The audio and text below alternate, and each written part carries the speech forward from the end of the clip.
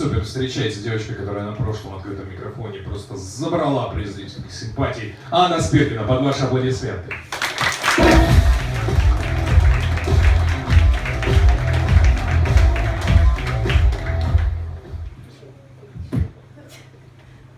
Всем добрый день, спасибо, что пришли.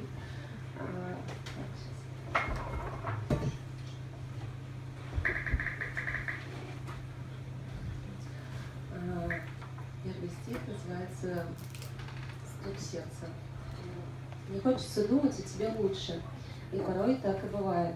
Но потом я, как свечка, сгораю, раздавая пламя яркой тоской. Я смотреть могу сквозь расстояние и увидеть твою наготу.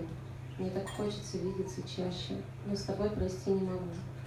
Я придумаю разные сцены, да, увижу много концов.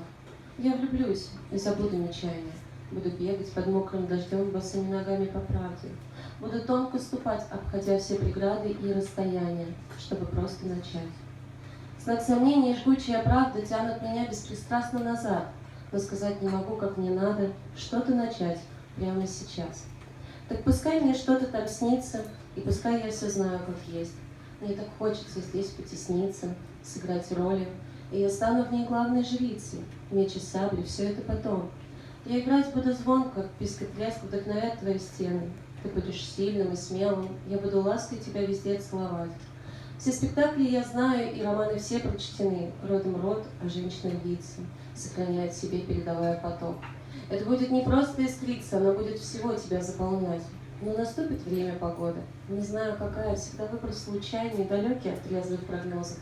И когда стукнет в окно кто-то под именем пусто, и все стихнет, и не о чем будет писать.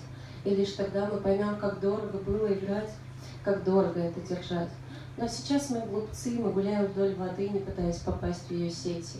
Мы лелеем, мы стареем от того, что многое знаем. Мы лелеем своей кожей в руках ожидания, тоскуя по знойным морозам, стука сердца, жгучая роза.